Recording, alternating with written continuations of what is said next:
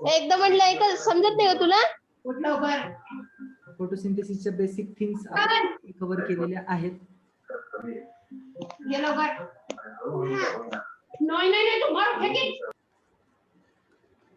थोडस more detail मध्ये जायचंय आपल्याला आता.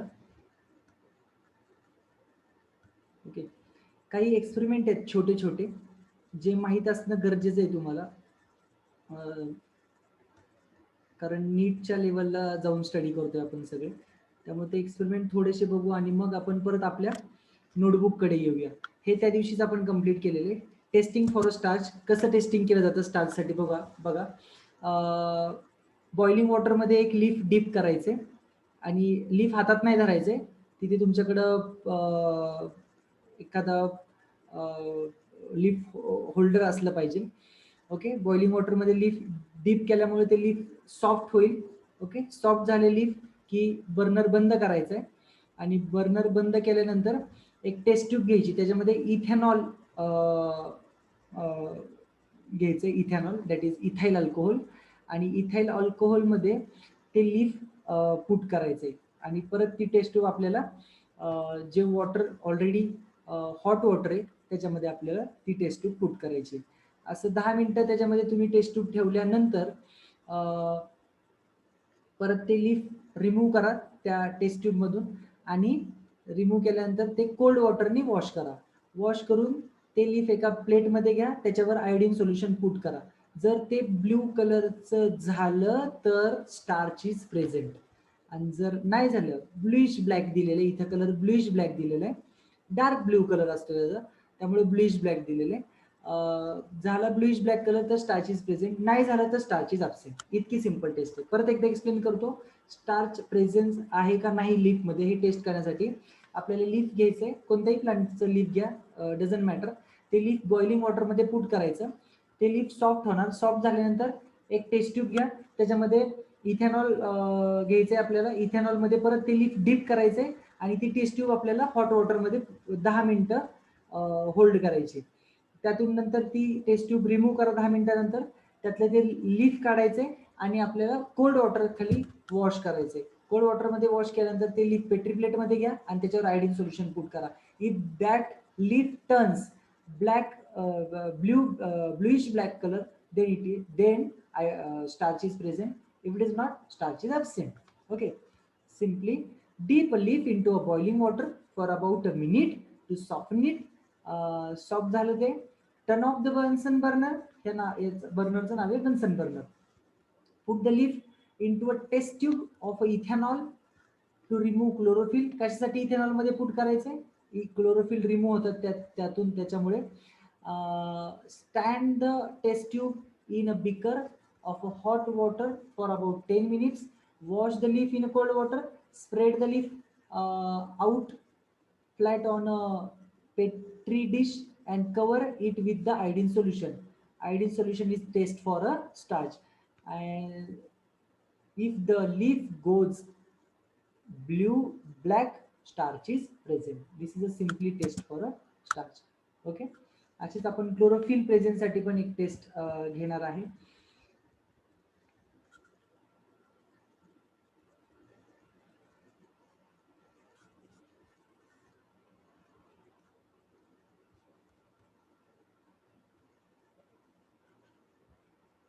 Testing for chlorophyll. Chlorophyll test करण्यासाठी परत आहे ती स्टार्चची टेस्ट होती ती परत रिपीट करायची आपल्याला. Repeat the starch test but this time use a variegated leaf from a geranium plant. Geranium प्लांटचे आपल्याला याच्यामध्ये लीफ यूज करायचे. Variegated means that plant has coloured and white parts on its leaves. प्लांटच्या लीफला it should be colourful. Leaf कसं पाहिजे? Colourful पाहिजे आणि त्या लीफ वरती छोटे छोटे व्हाईट पार्ट्स आपल्याला दिसले पाहिजेत, त्याला म्हणायचं variegated leaves. Variegated means that plant has a coloured and white parts on its leaves.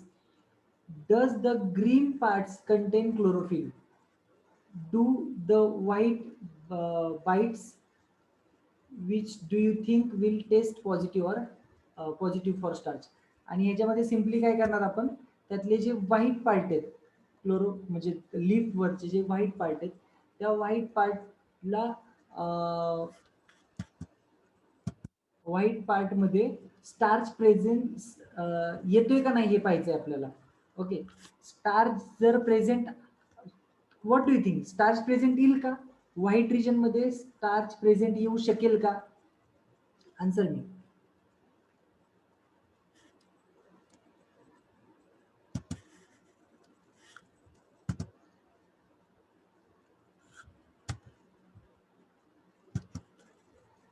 Okay,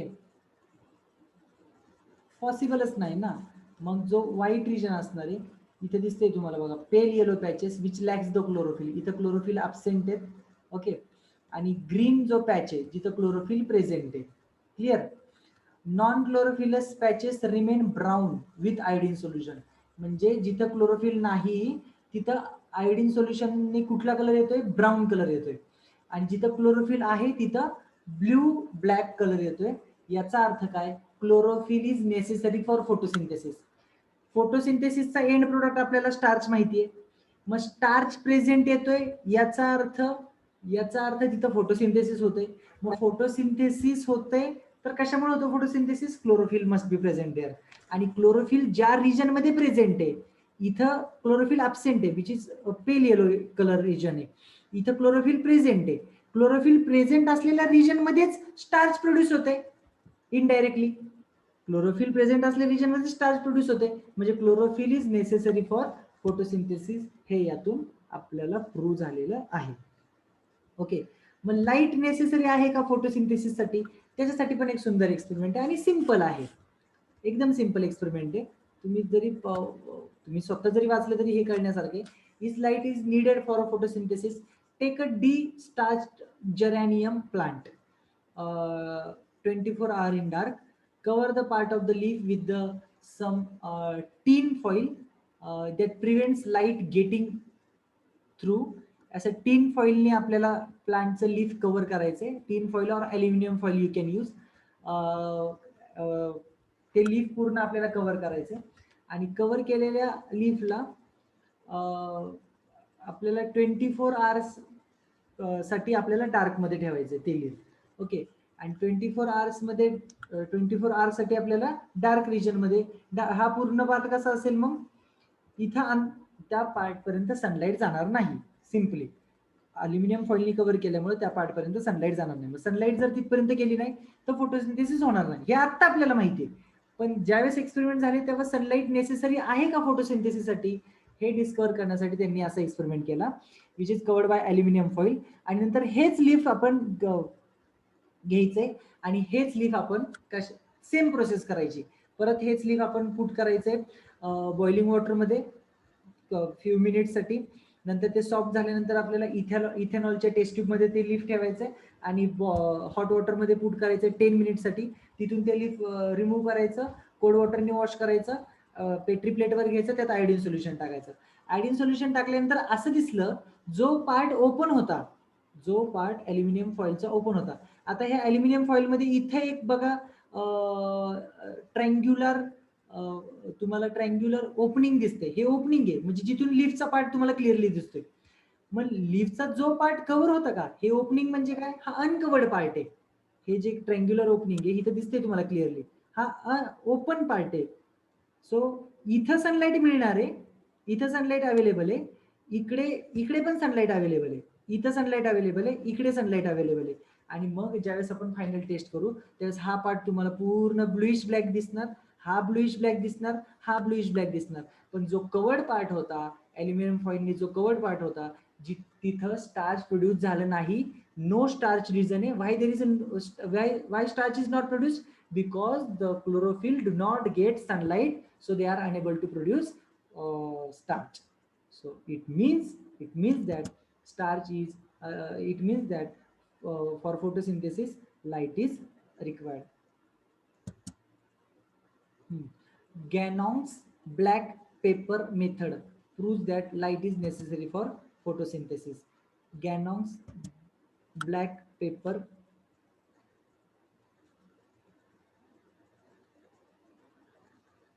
okay, इथं पण तुम्ही एक्सपेरिमेंट मध्ये क्लिअरली पाहू शकता. तेच जे काही मी सांगितलं तेच सेम गोष्ट आता इथं आहे.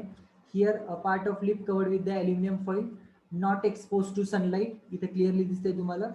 बाकीचा पार्ट एक्सपोज आहे, पण त्याच लिपचा थोडा पार्ट लाईटला एक्सपोज केलेला नाहीये. तेच लिप नंतर कट डाऊन केलं, कट केलं आणि कट करून ते लिप कशामध्ये ठेवलेले, अल्कोहोलमध्ये, इथाइल अल्कोहोलमध्ये ठेवलेले. आणि ते पूर्ण पार्ट कशामध्ये पुट केलेलं आहे, सरळ सरळ दिसतंय तुम्हाला, तो पूर्ण पार्ट पुट केलेला आहे वॉटरमध्ये, है ना. आणि which is a hot water. हे 10 मिनिटासाठी आपण ठेवतो. Chlorophyll being remove from the green leaf by boiling in a alcohol. आणि ते नंतर लीफ आपण वॉश करून कशामध्ये घेणार, पेट्री प्लेटमध्ये घेणार, पेट्री डिशमध्ये. त्याच्यावर तुम्ही काय पुट करणार आहे, आयोडीन सोल्युशन पुट करणार आहे. आयोडीन सोल्युशन पुट केल्यानंतर you can clearly find here this region which get exposed to sunlight produce starch. This region exposed to sunlight produce starch, but this region which is unexposed to sunlight, because it is covered by aluminum foil and which do not produce starch, this is a non-starchy region. It means that photosynthesis साठी 100% सनलाईटची गरज आहे. Okay, इथं same experiment आहे, फक्त black paper use केलेलं आहे. गॅनॉन्ग्स black paper experiment म्हणतात त्याला. गॅनॉन्ग्स ब्लॅक पेपर एक्सपेरिमेंट मध्ये ब्लॅक पेपर मध्ये तुम्हाला स्टार शेपचा झोन जो आहे तो सनलाईटला एक्सपोज केलेला आहे, बाकीचं पूर्ण कव्हर केलेलं आहे. आणि सेम तीच प्रोसेस केली after treating with the iodine solution. जिथं कवर्ड पार्ट आहे तिथं तुम्हाला ब्राऊन रिजन दिसतोय. स्टार्च नसेल तर कुठला कलर येतो, ब्राऊन. स्टार्च असेल तर कुठला कलर येतो, ब्ल्यू ब्लॅक. दोन्ही गोष्टी लक्षात ठेवा. If starch is present then the particular part of the plant will get blue black color. If starch is absent then it will get brown color.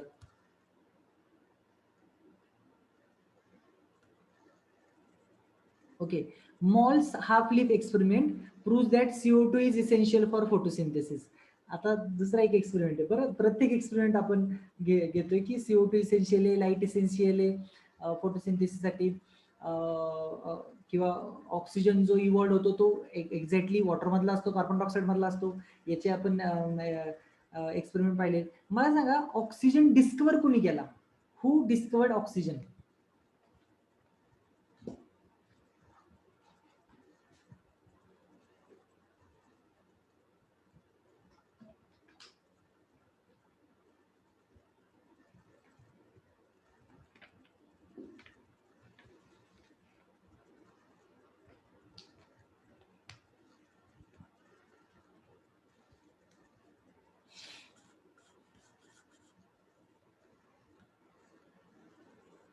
Very good, Joseph Priestley, correct.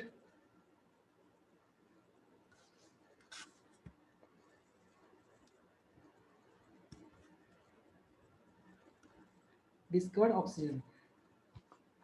बघा, carbon dioxide important आहे photosynthesis साठी, त्याच्यासाठी छोटासा experiment, Moll's half leaf experiment. त्यांनी काय केलं, एका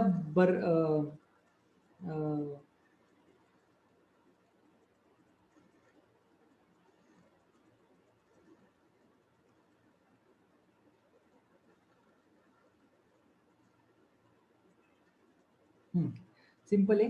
potassium hydroxide solution put केलेले. Potassium hydroxide absorb carbon dioxide. Potassium hydroxide solution absorb carbon dioxide, म्हणजे आज जो कार्बन डायऑक्साईड असेल प्रेझेंट तो ऍब्झॉर्ब कोण करून घेणार आहे, potassium hydroxide. Potassium hydroxide plus carbon dioxide will produce potassium carbonate. Okay, म्हणजे आतला सगळा कार्बन डायऑक्साईड एक टाइम येणार, आतला सगळा कार्बन डायऑक्साईड कंझ्युम केला जाणार. इथं तुम्हाला दिसते, इथं तुम्हाला रबर बल्ब आहे, रबर क्लोजर आहे. रबर क्लोजरमुळे एक बाहेरच्या एअर मधला, ऍटमॉस्फिअर मधला कार्बन डायऑक्साईड आतमध्ये जाऊ शकत नाही. आणि त्या रबर क्लोजर मधून त्याच्यावर छोटस इन्सिजन करून त्याच्यामधून लीफ आतमध्ये, थोडासा लीफचा हाफ पार्ट आतमध्ये, हाफ पार्ट बाहेर आहे, म्हणून त्याला हाफ लीफ एक्सपेरिमेंट म्हणतात. Half leaf experiment is for is to prove that carbon dioxide is essential for photosynthesis. Okay, म्हणजे इथं कार्बन डायऑक्साईड अवेलेबल आहे, आत कार्बन डायऑक्साईड अवेलेबल होता, पण after some time that carbon dioxide get reacted with the potassium hydroxide solution which is present in that pot. So carbon dioxide will consumed, totally get consumed by potassium hydroxide. आतमध्ये आता carbon dioxide नाही, म्हणजे आतला सगळा area carbon dioxide free आहे, बाहेरचा सगळा area carbon dioxide ज्याला अवेलेबल आहे. हे असंच ठेवायचंय आपल्याला 24 आवर्स साठी. आणि नंतर हे लीफ कट करायचं. हे लीफ कट करून परत तीच प्रोसेस मग आपली क्लोरोफिल रिमूव्ह करण्याची प्रोसेस असते, माहिती आहे ना. काय करतो क्लोरोफिल रिमूव्ह करण्यासाठी आपण that we put leaf into a boiling water. Leaf soft होणार, सॉफ्ट झालेले लीफ आपण परत पुट करणार एका टेस्ट ट्यूब मध्ये, ज्याच्यामध्ये असणार इथाइल अल्कोहोल. आणि ती टेस्ट ट्यूब कशामध्ये पुट करणार आहे आपण, हॉट वॉटर मध्ये 10 मिनिटासाठी. परत त्यातून ते लीफ रिमूव्ह करणार 10 मिनिटांनी.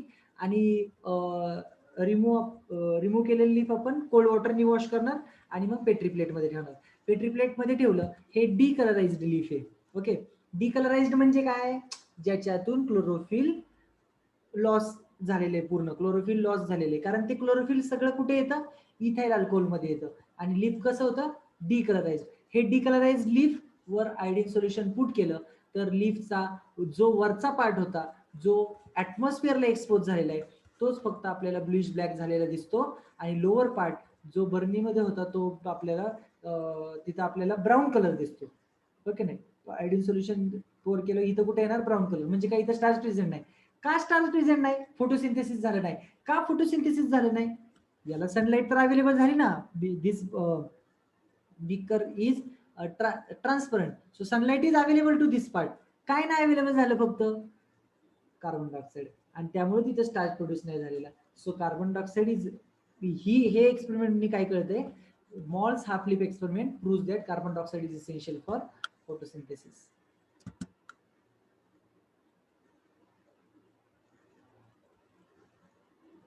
रेकॉर्डिंग अवेलेबल होईल, टेन्शन घेऊ नका.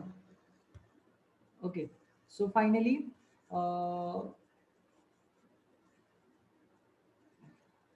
plants could use light energy to make carbohydrates from carbon dioxide and water.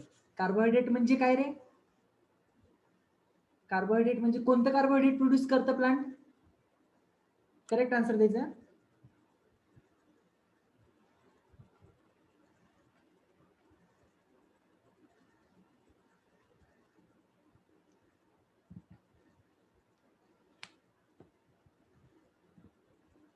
Which carbohydrate is produced by plant during photosynthesis?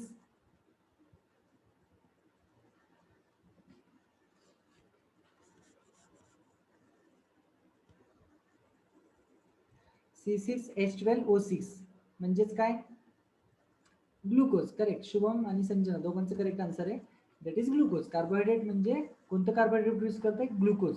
Okay, जर समजा रिएक्शन युनिमॉलिक्युलर लिहिली तुम्ही, युनिमॉलिक्युलर रिएक्शन लिहिली, कोणती युनिमॉलिक्युलर रिएक्शन लिहिली, जर समजा फोटोसिंथेसिसची रिएक्शन आपण युनिमॉलिक्युलर लिहिली, एकच मॉलिक्युल ऑफ कार्बन डायऑक्साईड, एकच molecule of water, light, chlorophyll, आणि तर तुम्हाला इथे काय मिळतं, CH2O. CH2O म्हणजे कार्बोहायड्रेट. कारण याला जर तुम्ही 6 ने मल्टिप्लाय केलं, बघा काय आन्सर येईल, C6H12O6 झालं ग्लुकोज. ओके, ह्याला 6 ने मल्टिप्लाय केलं तर काय होईल, 6O2. याला जर 6 ने मल्टिप्लाय केलं तर 6CO2 प्लस इथे 12H2O घेतो आपण 12H2O. पण 12H2O मधले इथं डिरेक्टली 6H2O आपल्याला आहे तसे मिळतात, म्हणजे युटिलाइज किती केले जातात, 6H2Oच केले जातात. पण बॅलन्सिंग साठी किती घेतलं जातं, इथं 12H2O.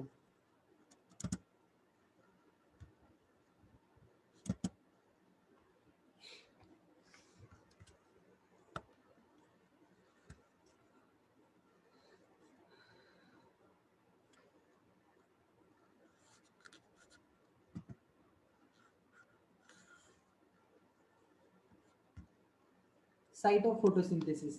आता हे एक्सपेरिमेंट जास्तीत जास्त म्हणजे हा पार्ट तुम्ही खूप लक्ष देऊन ऐका, कारण आपण आता एंटर करायला लागलेलो आहे. प्लांट इतक्या वेळ म्हणत होतो, आता प्लांटवरून लीफवर गेलो, लीफवरून आता मी आतमध्ये जातोय. म्हणजे तुम्हाला त्या गोष्टी थोड्याशा लक्षात यायला लागतील की नेमकं फोटोसिंथेसिस होतं कुठं.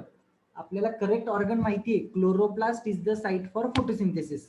ओके, हे माहिती आहे आपल्याला, पण थोडंसं आणखी प्रॉपर वेनी डिटेलमध्ये जाऊ आपण. Photosynthesis takes place only in a green parts of the plant, mostly in a lives.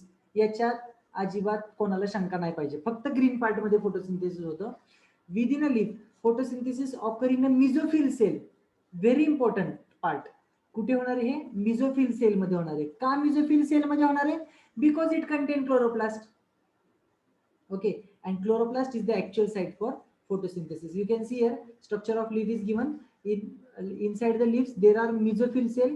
म्हणजे लीफ जर मी असं धरलं आडवं, हे जर एखाद्या झाडाचं पान असेल तर वरून खाली जाताना कोणते कोणते पार्ट आपल्याला पाहायला मिळतात ते त्या ठिकाणी दिलेत.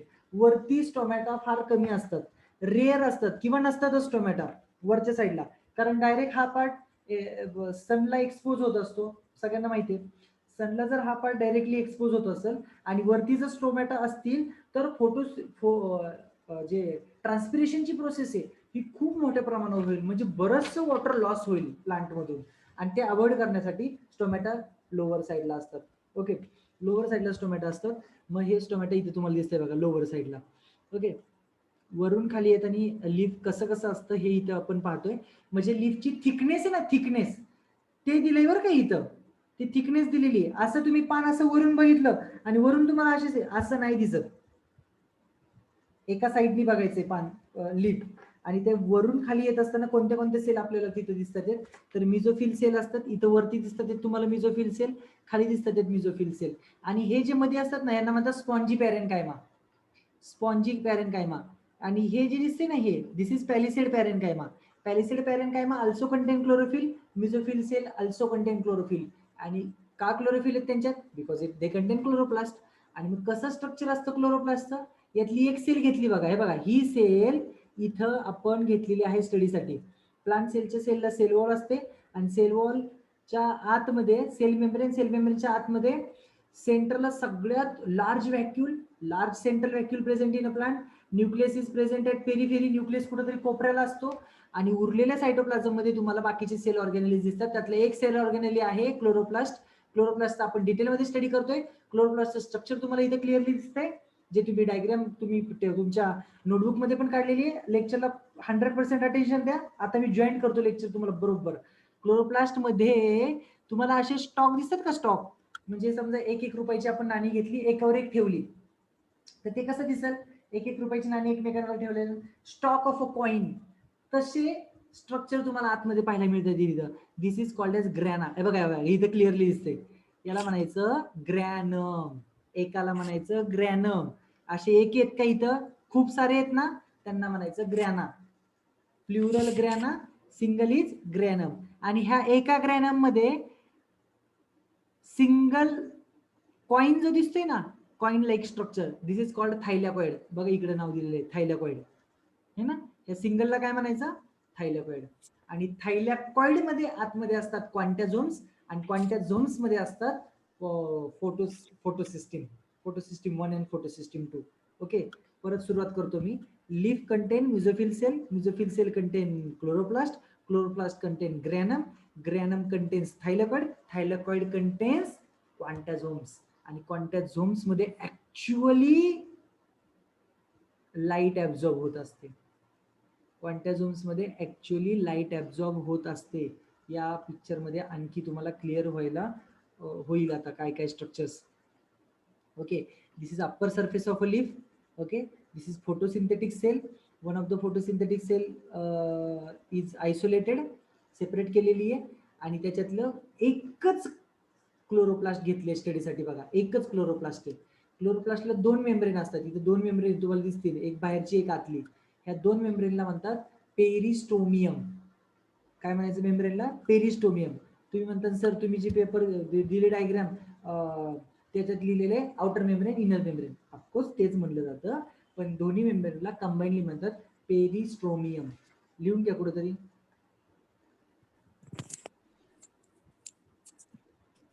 पेरिस्ट्रोमियम,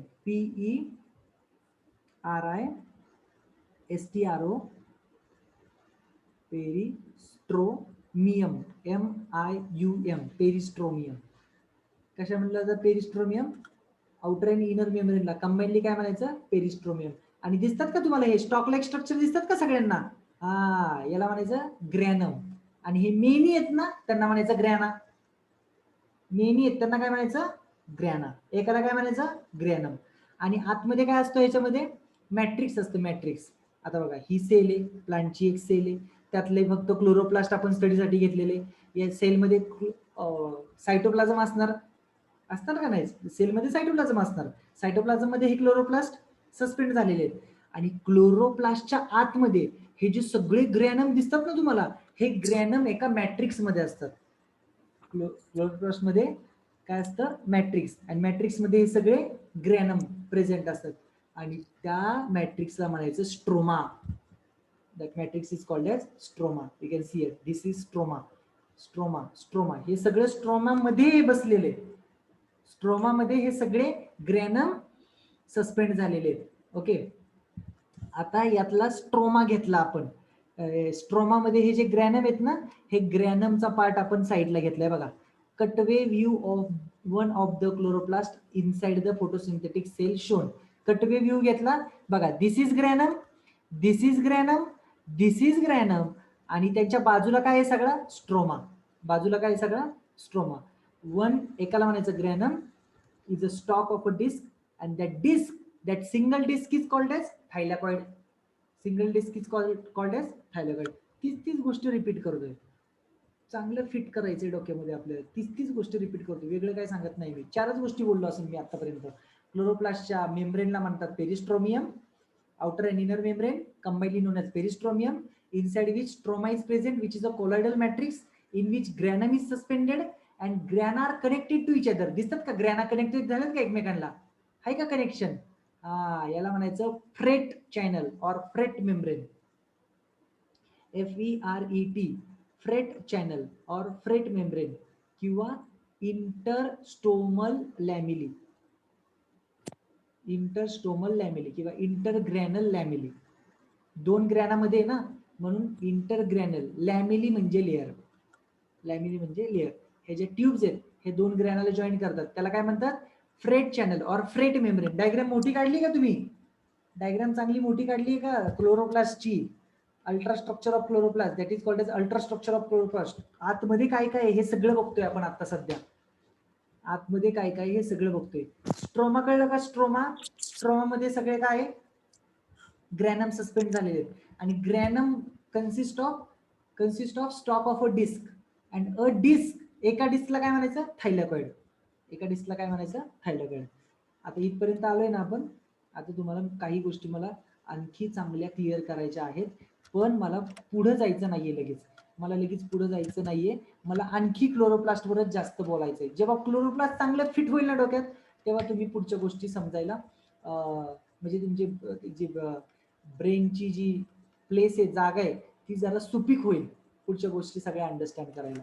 ओके, हे स्ट्रक्चर आहे actually क्लोरोप्लास्टचं.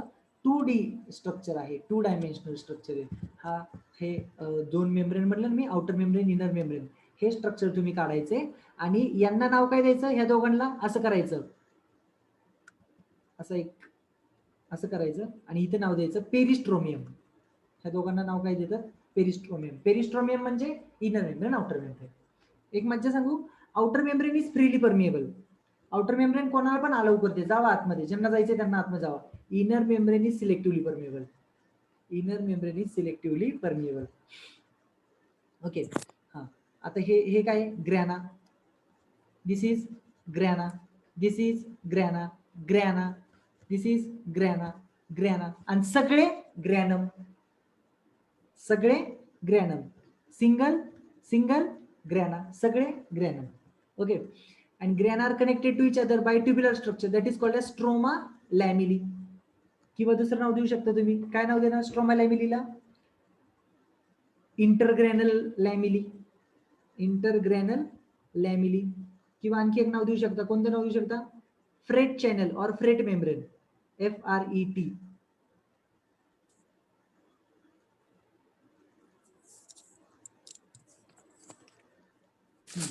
Which help in transport of the material. ह्या ग्रॅनल मधलं मटेरियल इकडून ह्या ग्रॅनम मध्ये आणायचं असेल तर ह्या स्ट्रोमा लॅमिनी मधनं येत असतं. Helps in the transport of material from one granum to another. Okay. हा, हे काय आहे सगळं, हे सगळं काय, हे सगळं टोटल काय, स्ट्रोमा. स्ट्रोमा मध्ये हे सगळे स्ट्रक्चर सस्पेंड झालेले आहेत. ओके. सिंगलला म्हणायचं ग्रॅना. ओके. आणि मेनीला सिंगलला म्हणायचं ग्रॅनम आणि मेनीला ग्रॅना. आणि it consist of a stack of a disk.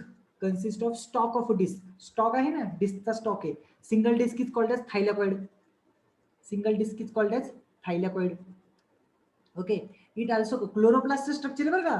Plant सेलचं structure मोठं, त्याच्यात छोटे छोटे क्लोरोप्लास्ट, त्यांच्या आतमध्ये आपण आता आलेलो आहोत. आणि क्लोरोप्लास्ट मध्ये आणखी काय काय, starch granulate, lipid droplets, as you can see here lipid droplets. It also contain ribosome. हा, पण रायबोझोम जिथे लिहिताल ना तुम्ही, तुमच्या डायग्राम मध्ये रायबोझोम लिहिलंय ना, तिथं ब्रॅकेटमध्ये लिहा 70s. असे रायबोझोम आहेत ना, तिथे लिहा ब्रॅकेटमध्ये लिहा 70s. क्लोरोप्लास्ट मधले रायबोझोम कुठला किती असतो, 70s. आणखी 70s रायबोझोम कुठं असतो, can anyone tell me? 70s ribosome present in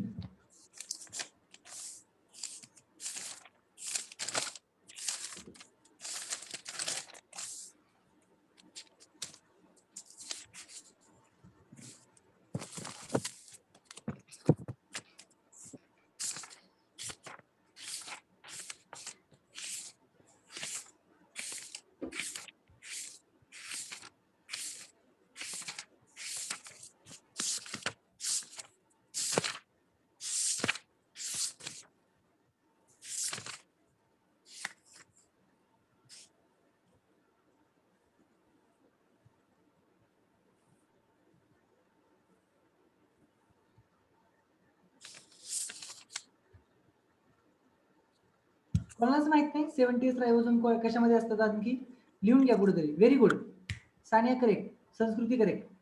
प्रोकॅरियोट्स. आणखी एक लिहून घ्या, मायटोकॉन्ड्रिया.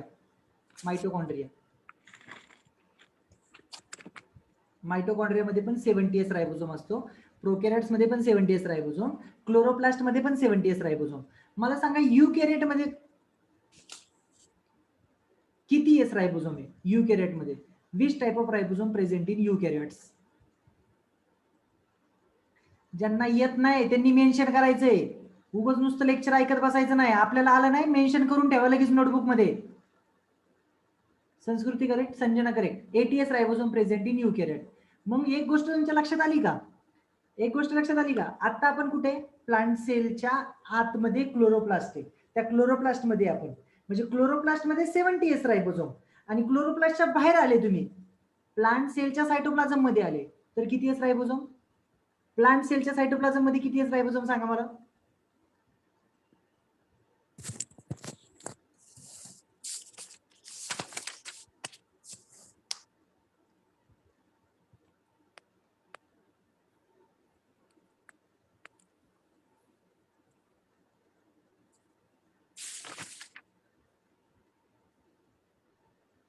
प्लांट सेलच्या सायटोप्लाझम मध्ये, क्लोरोप्लास्ट मध्ये नाही विचारलं मी.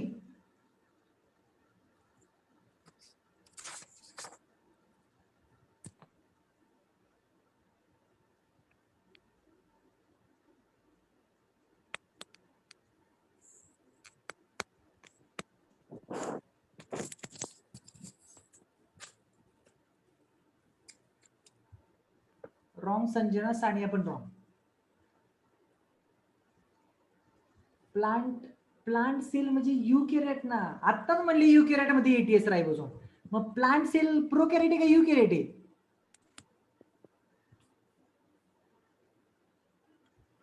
ऑफकोर्स 80s असणार. प्लांट सेल युकॅरियोट आहे ना. न्यूक्लियस असतो का नाही प्लांट सेल मध्ये? Plant cell is eukaryote. मग प्लांट सेलच्या सायटोप्लाझम मध्ये 80s रायबोझोम. आणि प्लांट सेलच्या सायटोप्लाझम मध्ये छोटे छोटे स्ट्रक्चर असतात. गॉल्जी कॉम्प्लेक्स असतं, न्यूक्लियस असतं, एंडोप्लाझमिक रेटिक्युलम असतं, क्लोरोप्लास्ट असतं. त्या क्लोरोप्लास्ट मध्ये किती? 70s. बघा तिथले तिथंच खेळ. ऐका, याला म्हणतात नीटचा स्टडी. वरच्यावर पुस्तकं वाचायची आणि लहानपणी what you want to become, I want to become doctor in my life म्हणणं सोपं आहे. म्हणणं सोपं आहे, म्हणायला काही नाही. इंग्लिशला पर्सनल रिस्पॉन्स टाईपचे क्वेश्चन असतात आणि तिथं कुठेतरी विचारलं जातं काय व्हायचं तुम्हाला लाईफमध्ये, सरळ दणदणीत लिहून येतं I want to become doctor in my life आणि मला पेशंटला सर्व करायचं, मला समाजाची सेवा करायची वगैरे वगैरे. म्हणायला खूप सोपं आहे, करायला खूप अवघड आहे. प्लांट सेल त्याच्या सायटोप्लाझम मध्ये जेवढे रायबोझोम असतील सगळे एटीएस, पण त्याच्यात एक छोटासा सेल ऑर्गेनली एक क्लोरोप्लास्ट, त्याच्या मध्ये मात्र 70s. मायटोकॉन्ड्रियामध्ये किती रायबोझोम मायटोकॉन्ड्रियामध्ये?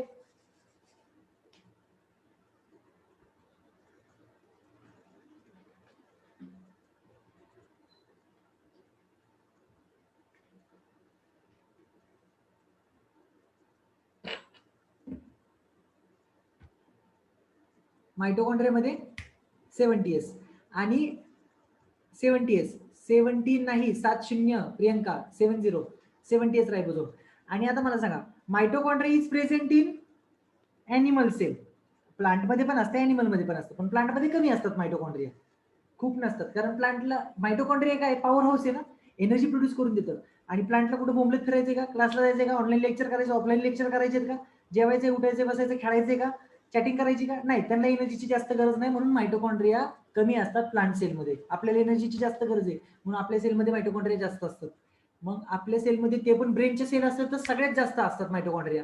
हार्टमध्ये त्यापेक्षा कमी, किडनीत त्यापेक्षा कमी, लिव्हरमध्ये त्यापेक्षा कमी. आणि ज्या सेल वर्किंग मध्येच नाहीत, नेल्सच्या सेल असतील एवढं त्यांना वर्किंग नाहीये, तिथं मायटोकॉन्ड्रियाचा नंबर सगळ्यात जास्त सगळ्यात कमी असतो.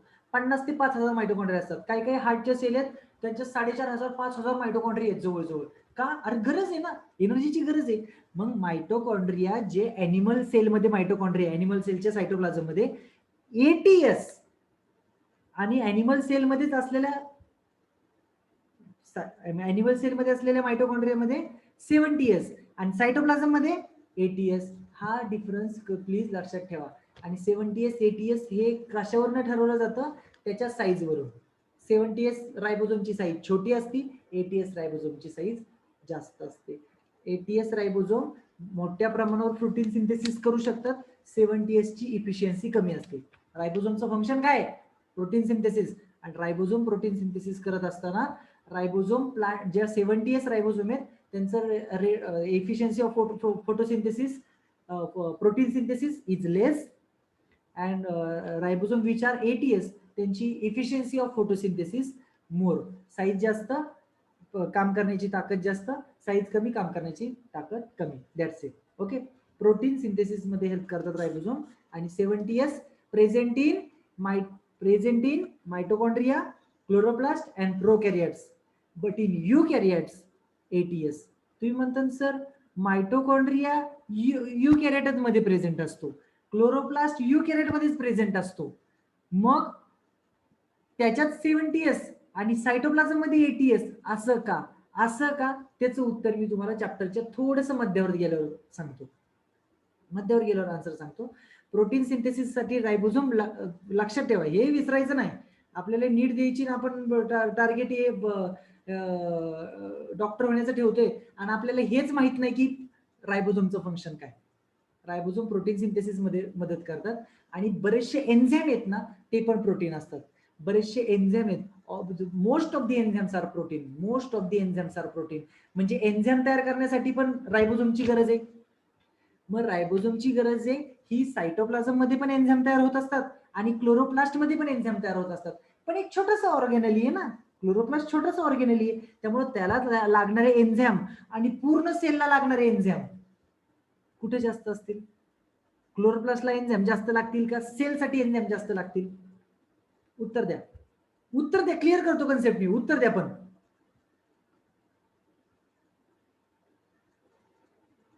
सेलसाठी अरे अख्खं चालवायचंय ना सेलला, म्हणजे त्याला एन्झाईम जास्त लागणार आहेत. म्हणून सेलमध्ये सायटोप्लाझम मध्ये एटीएस आणि क्लोरोप्लास्ट छोटंसं सेल ऑर्गेनली, त्याला एन्झाईम कमीच लागणार ऍज कम्पेअर टू सेल. मग 70s वर आमचं भागल आणि आमचं नाही 70s वर भागणार, म्हणून एटीएस. तुम्ही म्हणता मग प्रोकॅरियोट सेलसाठी असं कसं काय? त्याच्यात अख्ख्या सेलसाठी 70s आहे, कारण prokaryotic cell is a simple cell. तिच्यामध्ये एवढे कॉम्प्लेक्स मेकॅनिझम असतात त्यांचे, पण सेल खूप सिंपल आहे आणि single cell represent whole body. Prokaryote multicellular असतात का? प्रोकॅरियोट इज अ युनिसेल्युलर, एकच सेल अख्ख्या बॉडीला रिप्रेझेंट करते. तसं युकॅरियोट मध्ये नाही. सम युकॅरियोट्स आर युनिसेल्युलर, बाकीचे सगळे युकॅरियोट्स मल्टीसेल्युलर आहेत. आणि मल्टीसेल्युलर बॉडीचं फंक्शनिंग प्रॉपर करायचं असेल तर तेवढ्या लेवलला सगळेच फंक्शन झाले पाहिजेत. म्हणून युकॅरियोटच्या सायटोप्लाझम मध्ये 80s आणि प्रोकॅरियोटच्या सायटोप्लाझम मध्ये मात्र 70sच, कारण 70s ribosome can produce enough enzymes for the survival, for the functioning of prokaryotic cell. मग प्रोकॅरियोटिक सेल आणि मायटोकॉन्ड्रिया ॲनिमल्स मधले, प्लांट मधले, आणि क्लोरोप्लास्ट फक्त प्लांट मधले, यांच्यामध्ये असलेला रायबोसोम 70s आहे. ही कधीच आयुष्यात न विसरण्याची गोष्ट आहे. सहज कोणतरी पटकन विचारून जाऊ शकतो तुम्हाला, आणि मग त्याचं उत्तर जर तुम्ही चुकीचं दिलं तर तुमची लेवल निघू शकते. लेवल काय लायकी आहे ना, ही हे याच्यातनं कळू शकतं. ज्यांना अजूनही कळले नाही त्यांनी पॉइंट मेन्शन करून ठेवा. Prokaryotes, mitochondria, chloroplast is equal to 70s ribosome. Eukaryotes म्हणजे सगळे eukaryotes, plant cell, animal cell, तुमचा किंगडम प्रोटिस्टा अख्खा, मग त्यांच्यात 80s रायबोसोम. आणि हे रायबोसोम 70s 80s काय प्रकार आहे? साईज वरून प्रकार आहे. यस म्हणजे युनिट आहे त्याचं, स्वेडबर्ग युनिट. जसं तुम्ही लेंथ म्हणता ना, 2 मीटर 3 मीटर, सॉरी एवढं नसतं, 2 सेंटीमीटर 3 सेंटीमीटर. सेंटीमीटर जसं युनिट आहे ना लेंथचं, तसं साईजचं युनिट आहे स्वेडबर्ग. सायंटिस्टचं नाव आहे स्वेडबर्ग. त्यांनी मला, मी रिस्क आउट केले, माझं नाव द्यायचं Svedberg unit, which represent the size of ribosome. नावात दिसते 70s छोटे, 80s मोठे. That's it. चला पुढे जाऊ. म्हणून मी म्हणलं की मला सेल घ्यायचंय तुमचं. सेल खूप महत्वाचा चॅप्टर आहे. सेल जर तुमचा प्रॉपर क्लिअर झाला तर तुम्हाला बायोलॉजीतल्या हे छोटे छोटे कन्सेप्ट समजून जातात, आपोआप बायोलॉजी कळायला लागतं. रायबोसोम दिसतंय तुम्हाला इथं, 70s ब्रॅकेट मध्ये लिहा. हे एवढं सांगण्यासाठी एवढं सगळं मी फिरवलंय. 70s रायबोसोम पाहिजे इथं, 70s. ओके. याच्यामध्ये तुम्हाला माहित नसेल पण डीएनए असतो. इथं कुठंच डीएनए लिहिलेलं नाही. इथं कुठेतरी डीएनए काढा असा सर्क्युलर, असं सर्क्युलर डीएनए काढा इथं. ओके. आणि डीएनए ला नाव द्या plastidome. Plastidome, PLASTIDOME, plastidome is the DNA of chloroplast. Peristromium, membrane of chloroplast. Plastidome, DNA of chloroplast.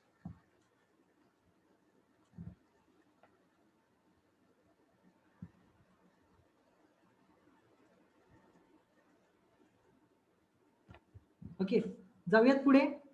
Doubt आहे का ह्याच्यात काय? येस नो करा म्हणजे मला पुढे जायला.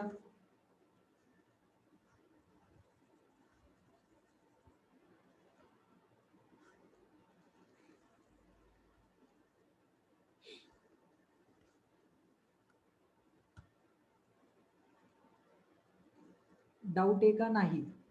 डाऊट आहे का प्रियंका? यस. हा, स्टार्च ग्रॅन्युल म्हणजे काय शुभम? आता फोटोसिंथेसिस होणार, ग्लुकोज तयार करणार का नाही, आणि तयार झालेलं ग्लुकोज जॉईंट होणार, त्याच्यापासून स्टार्च बनणार, आणि स्टार्च तिथे स्टोअर होतं कशामध्ये? क्लोरोप्लास्ट मध्ये. नंतर ते ट्रान्सपोर्ट केलं जातं बाहेर, त्याचे स्टार्च ग्रॅन्युल असतात. तसे लिपिड ड्रॉपलेट्स असतात. लिपिड्स काही म्हणजे फोटोसिंथेसिस मध्ये लिपिड तयार होत नाही, पण लिपिड काही सेलच्या मेकॅनिझमसाठी रिक्वायर्ड आहेत, म्हणून तिथं लिपिड ड्रॉपलेट्स आपल्याला पाहायला मिळतात क्लोरोप्लास्ट मध्ये. That's it. डाऊट नाहीये. पुढे जायचंय का? चला.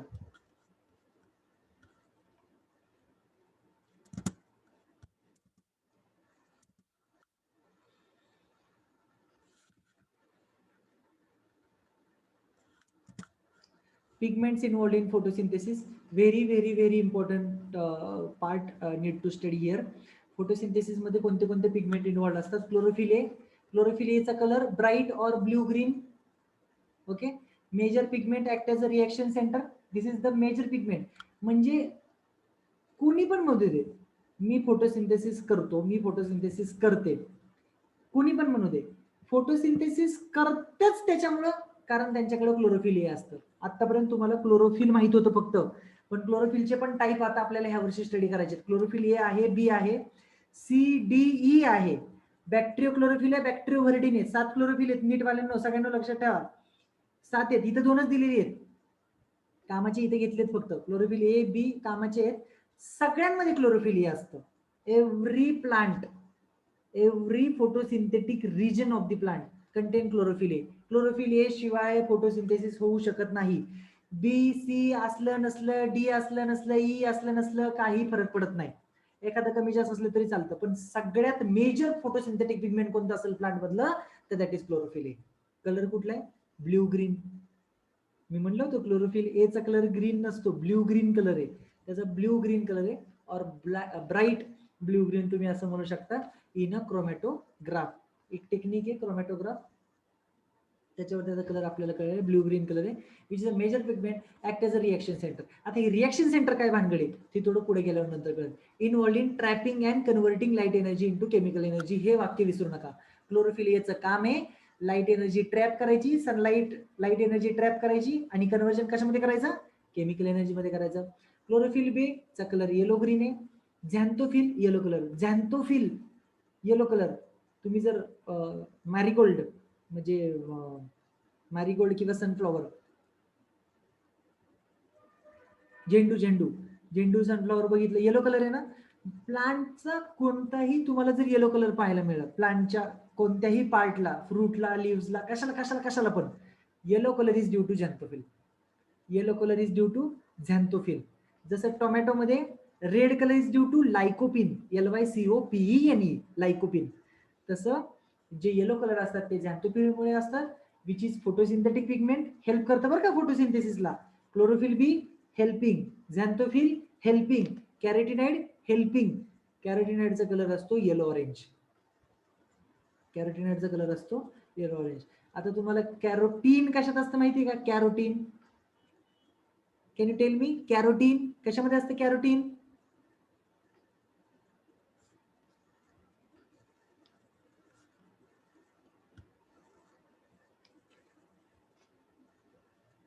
कशामध्ये असतं? कॅरोटीन. करेक्ट, काजल करेक्ट आहे, Shubham correct. Carotene is present in carrot. Okay. तुम्ही म्हणतात सर मग त्याचा कुठे येलो ऑरेंज करत असतो? तेव्हा तुम्ही जे लाल कलरचे कॅरट खाता ना, लाल कलरचे कॅरट मध्ये व्हिटॅमिन एचं प्रमाण कमी आहे.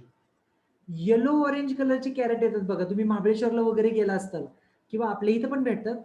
ते जे येलोइश ऑरेंज कलरचे जे कॅरेट आहेत ना, त्याच्यात व्हिटॅमिन एचं प्रमाण जास्त आहे. कारण व्हिटॅमिन ए ज्याच्यापासून तयार होतं, त्याचा जो प्रिकर्सर आहे, व्हिटॅमिन एचा प्रिकर्सर आहे, that is beta carotene. Beta carotene converted into vitamin A in our body. Vitamin A बॉडीमध्ये तयार होतं. तुम्ही बरेच जण तुम्ही ऐकलं असेल की व्हिटॅमिन ए गाजरमध्ये व्हिटॅमिन ए प्रेझेंट असतं, गाजरमध्ये व्हिटॅमिन ए प्रेझेंट असतं. नाही, त्याचा प्रिकर्सर असतो आणि बॉडीमध्ये गेल्यानंतर त्याचं कन्वर्जन व्हिटॅमिन ए मध्ये होत असतं.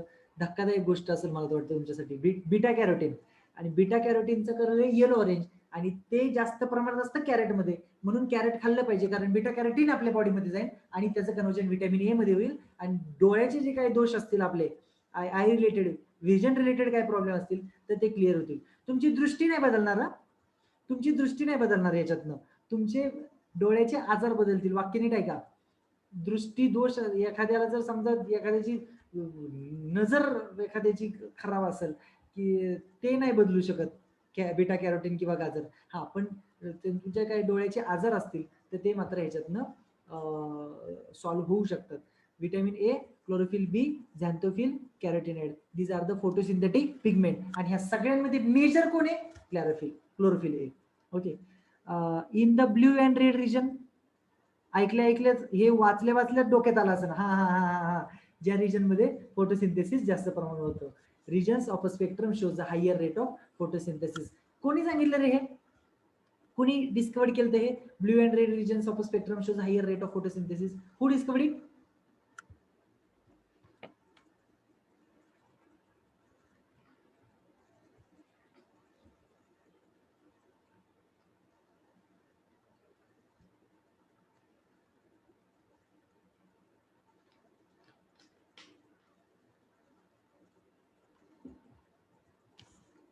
नाही आठवत?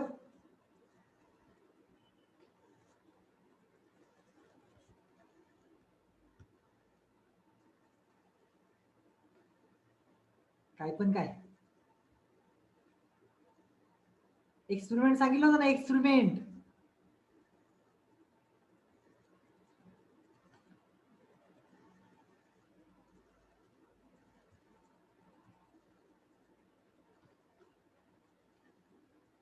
एक्सपेरिमेंट सांगितला ना मी तुम्हाला.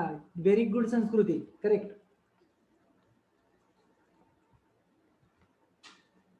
आणखी बाकीच्यांना झोपलेत काय सगळे बाकीचे? एक्सपेरिमेंट आठवत नाहीत का? बरं, रेकॉर्डिंग पण पाठवलेत आता युट्यूबला, तुम्हाला कधी पण रेकॉर्डिंग अवेलेबल होईल. ते चॅप्टर मध्ये इश्यूज असतील तर रेकॉर्डिंग सारखे सारखे पहा. 1-1 तासाचे रेकॉर्डिंग आहेत.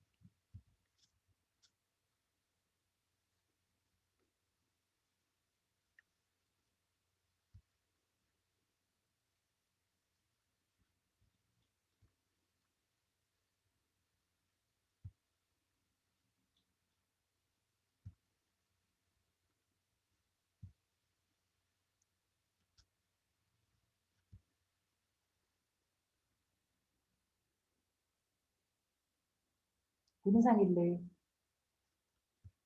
आले का त्या पार्टवर? बघा, जे विसरले होते त्यांच्यासाठी परत. सगळ्यांची नावं घे संजना. कौतुस्केचं घे, व्हॅन नीलचं घे, आपलं रॉबर्ट हिलचं घे, हा जोसेफ प्रिस्ले घे, सगळे घे. आन्सर आहे T.W. एंगलमन. T.W. एंगलमन. Using prism, green algae cladophora placed in a suspension of aerobic bacteria. Bacteria were used to detect the site of O2 evolution.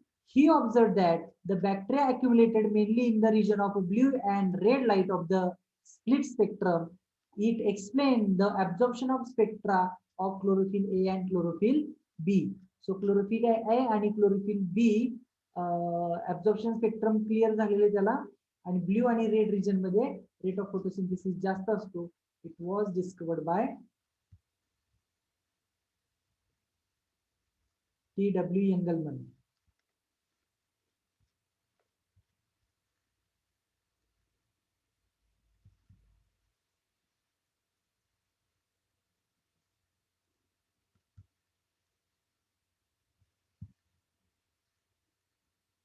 Okay, pigments involved in blue and red region of the spectrum, photosynthesis is higher. आणि ही diagram तुमच्या notebook मध्ये आहे आता सध्या. 380 ते 750 किंवा 760 nanometre पर्यंत visible spectrum तुम्हाला दिसते. 380, 380 is the shorter wavelength, 750 is the longer wavelength. High energy, shorter wavelength, high energy, आणि longer wavelength